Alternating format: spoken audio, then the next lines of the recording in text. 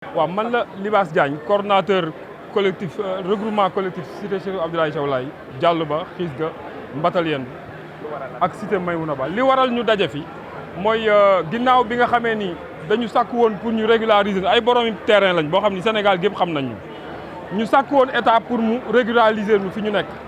si la état joxe woon ay instructions muy le président ak le premier ministre biñ ko defee ñu continuer mu am ay retard si lañ soññaat état def ab décret bu ñuy wax décret d'utilité publique bu ñu nee public daanaka day gën a laal loo xam ni day gën a laal askan bi loolu noonu nag bi mu amee ñu jekk yàgg gis ay promoteur yoo xam ni dañu amoon si li ñuy wax PUD bu njëkk ba ndax état bi mu génne décret bi dafa ni PUD bi nga xam ne ñun fa la ñu nekk bi wax ñun nan fa war a nekkee nañ ko xoolaat ndax bu njëkk ba baaxul woon léegi PUD bu ñuy xoolaat ñu jekk yàgg gis ay nit commencé déjà di terrasser ak di def bornage si la ñu saisiraat état ni que lii de jaaxal nañu ndax PUD boo xam ne nee nañ pareegul ñu wax loo lettre bi ñu premier ministre jox naa leen ko buy wax ni PUD bi pareegul dinañ leen jox si ñaari xaaj bu njëkk bi mooy ñeen recensé woon xaaj bu mujj bi mooy bu PUD bi pare léegi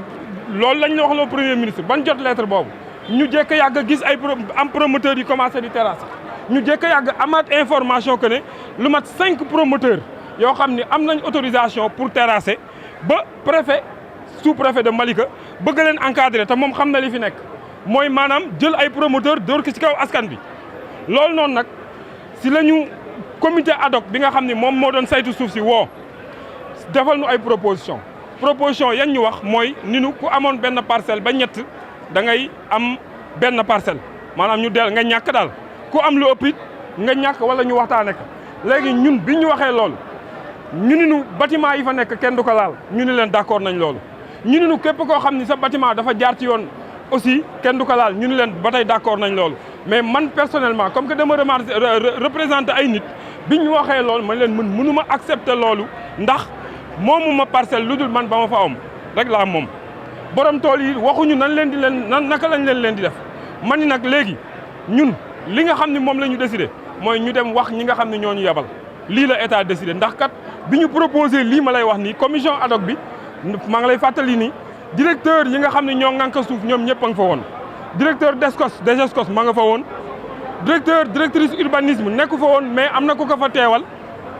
directeur général domaine ma nga fa woon conseiller technique premier ministre bu Ousmane Sonko ba woon ma nga fa woon ki ka remplacé mooy conseiller technique bu actuel premier ministre moom it ma nga fa woon conseiller technique bu ministre des finances ak son chef de cabinet ak juróom ñoo xam ni ku nekk dafa jiite collectif si ñun bi ñu waxee loolu ma ni leen léegi kon bu dee li ngeen wax nii décision wu état la kon na état def communiqué wax ni kon ku amoon benn parcelle ak ku amoon ñetti parcelle wala lu ko ëpp benn lan lay delloo ñu ni ma noonu mënuñu def communiqué boobu ma ni leen kon li nga xam ni moom lañ waxtaane parce que ñi ma la wax nii ay kilifa yu mag a mag lañ ci état ñooñu mën nañ wax loo sax président ni ko waxal lii si seen domaine président sukkandiku ci wax kon suñu demee ba toog ak ay lu tolloog ñun ñu représenté ay plus de milliers de personnes ñu jël décision bu toll noonu bëgg ni nu daar nañ ko jël man en tout cas ñeneen ñi am nañu accepté mais man nangu ma ko ma ni leen damay wax mbooloo mi buñ ko nangoo ma ñëw si yéen ni leen mbooloo mi accepté nañ loolu buñ ko nanguwul ñu ñëw si yéen ni leen mbooloo mi nanguwuñ ko mbooloo mi li ñu wax mooy ku nekk nañ la delloo la nga am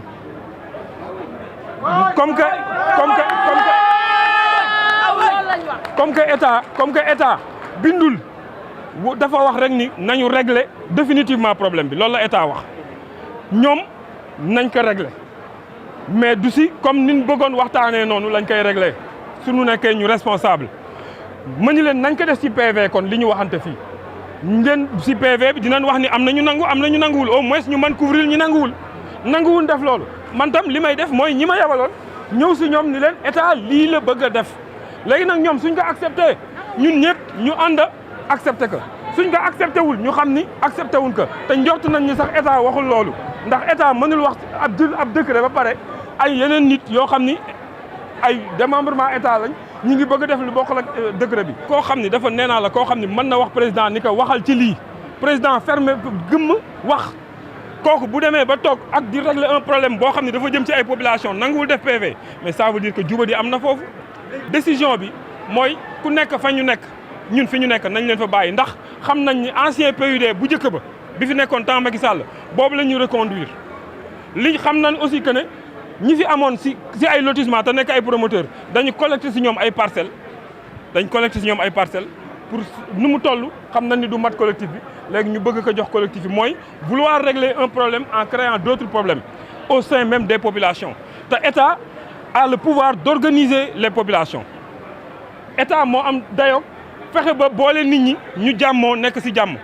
kon État boobu su wëlbati ko bëgg a defaat loo xam ne day tasaare nit ñi ñun mënuñu d'autant plus que lii dafa am décret bu ko firndeel décret bi yéen ñii ñëpp am ngeen ko bañ ko jotee partagé nañ ko ba àddina gépp xam ko léegi suñu nee pat day mel ni réglé nañ ko suñu nee pat ñoom lañu réunion boobu mën nañ dem si autorités yi wax leen ni leen toog nañ ak collectif bi ñoom amul problème d'accord nañ liñ koy interpellé mooy président sa njaboot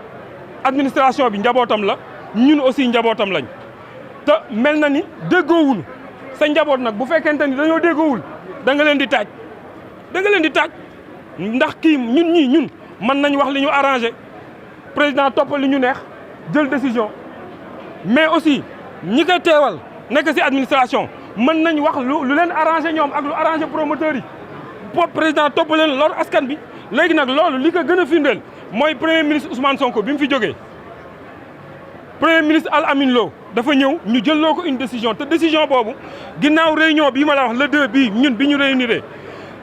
daanaka matul 10 jours si leen jël décision pour promoteur yi bëgg a dugaat biñ ko yëgee ñu taxaw ñu ne buñ fi duggee tam coow lay andi te coow loolu pour ñun président kese moo ko mën fay parce que ñi nekk si commission bi ñun doyu gis nañ fi ay cultus yu doon taxawaalu ñu waxoon ko nit ñi ñu taxaw gisoon nañ fi ay nit yuy jaay parcelle ci même zone bi ñu wax ko nit ñi man mii envoyé naa leen ko ñoom ñëpp nag directeur yëpp ñi ma toogaloon ku si nekk bi ma ko gisee woo naa leen ni leen yéen a ngi jëm foo xam ni mën na indi ay jafe-jafe te ñun it li ñu mënal état ci wàllu wi mooy wax ka li nekk dëgg wax ka loo xam ne day jàmmal nit ñi loolu nag président ñi ngi la si interpellé premier ministre Al Amin Lo ñi ngi lay interpellé si main levée yi nga xam ni jëloo nañ la ko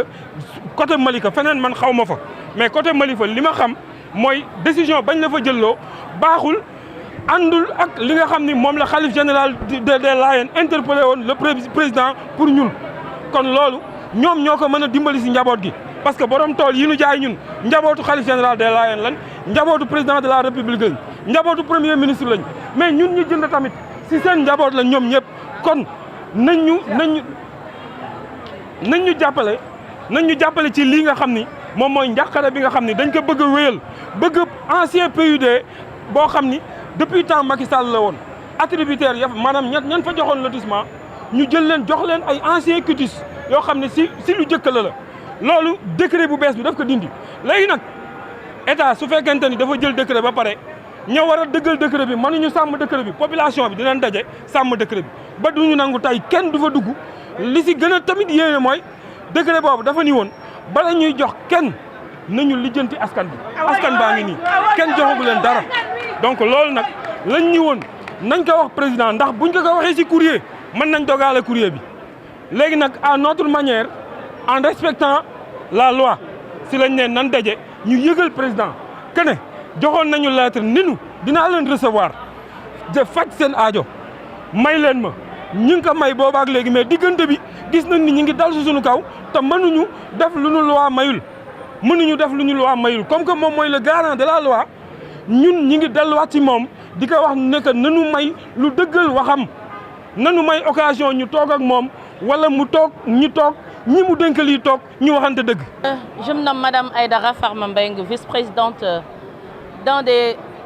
collectifs regroupant la cité Chérif Abdoulaye Thiaw Laye. Donc, je représente le collectif de Diallo-Ba. En fait, pour l'organisation du litige foncier à Malika, demandons au président de la République de nous venir en aide.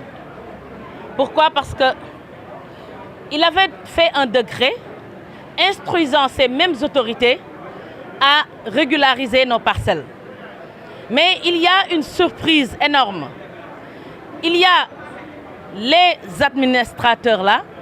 en l'occurrence même Momar Talla Gadiaga, le maire de Malika,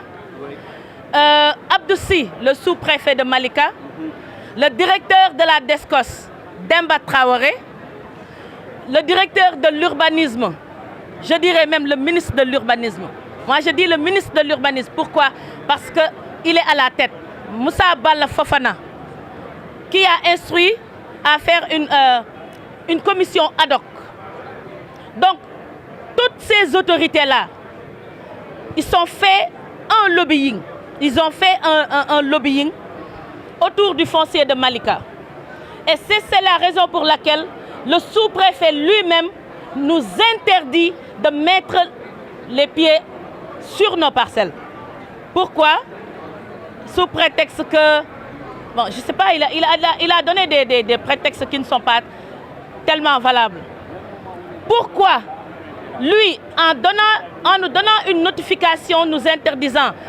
de nous réunir sur nos parcelles, il permet, avec l'encadrement de ses agents, le terrassement de 15 hectares avec un promoteur qui s'appelle Ndiogou Sow. Et il paraîtrait, Monsieur le Président de la République, que Ndiogou Sow aurait obtenu ces 15 hectares-là avec votre avis favorable. Ça veut dire quoi? Ça veut dire que le Président de la République lui-même, finalement, c'est lui qui décide du sort malheureux des collectifs et de la faveur donnée aux promoteurs. C'est une injustice. Et c'est une injustice que nous crions tout fort. Nous voulons seulement la régularisation de nos parcelles. Mais les nouvelles autorités, ils nous ont donné des propositions. La première proposition, c'est que ils régularisent les parcelles qui sont construites. OK? Et même, parlant des parcelles qui sont construites, il y en a plus d'une centaine qui ont été détruites, mais ils intègrent quand même ce qui a été détruit. Donc, ils nous disent qu'il y aura une deuxième phase. La deuxième phase concerne les 3/4 des collectifs. Les 3/4. Donc, eux, ils veulent régulariser le quart des collectifs. Les 3/4, on nous dit, on vous insère dans une deuxième phase. Et puis, dans la mesure du possible. Non seulement dans la mesure du possible, mais ils nous disent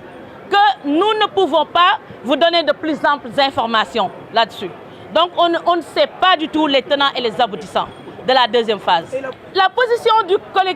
collectifs ne peut être que le reniement.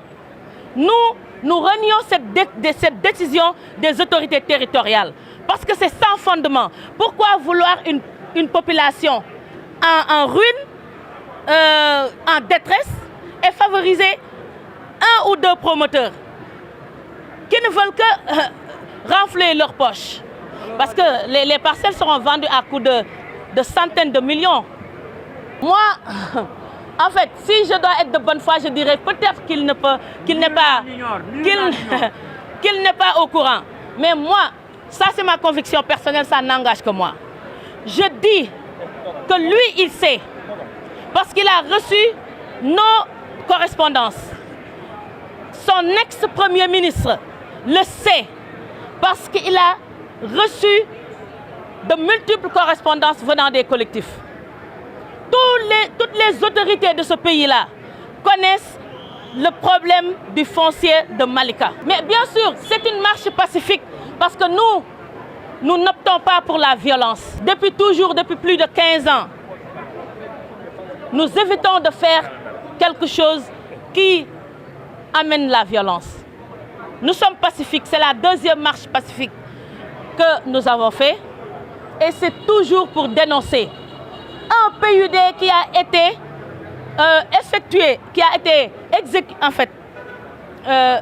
élaboré du temps du président Macky Sall et qui a été maintenant effacé par le décret du président Diomaye Faye. Pour révision, effectivement. Pourquoi alors aujourd'hui on voit un sous-préfet qui applique ces faux baux. En réalité, ce sont des faux baux. Pourquoi des faux baux? Parce que du temps de Macky Sall, on nous disait que vous êtes établi sur un site qui est classé. Donc, une forêt classée, sur une forêt classée, il ne peut pas y être établi des baux. Donc, en réalité, ces baux, c'était des baux fictifs. Avec des prête-noms, Yasalam, Kojama, Sablux, etc., etc., qui sont en réalité des prête-noms et des couvres d'agents immobiliers. Voilà, c'était juste des couvertures d'agents immobiliers. Cette révision ne peut pas être mise en œuvre, d'autant plus que eux, ils ont induit en erreur même l'ex-premier ministre en lui disant que le PUD, qui doit être l'objet de révision, n'est pas encore accessible. Donc, comment un PUD qui plan d'urbanisme détaillé, qui définit la position de chaque plan de masse ou la position des parcelles même, comment le PUD ne peut pas sortir? Quand même, on nous sort des promoteurs qui déblaient sur 15 hectares. Des promoteurs à qui l'on donne des hectares. Et eux, ils savent où est la position de leurs hectares. L'appel du collectif, c'est un appel solennel aux autorités de ce pays, coiffé par le président de la République, son Excellence M. Bassirou Diomaye Diakhar Faye. Depuis plus de 15 ans, on est en train de courir derrière nos parcelles, juste pour la dignité de nos familles. Mais on bafoue de Macky Sall à aujourd'hui tous les décrets qui ont été élaborés en notre faveur.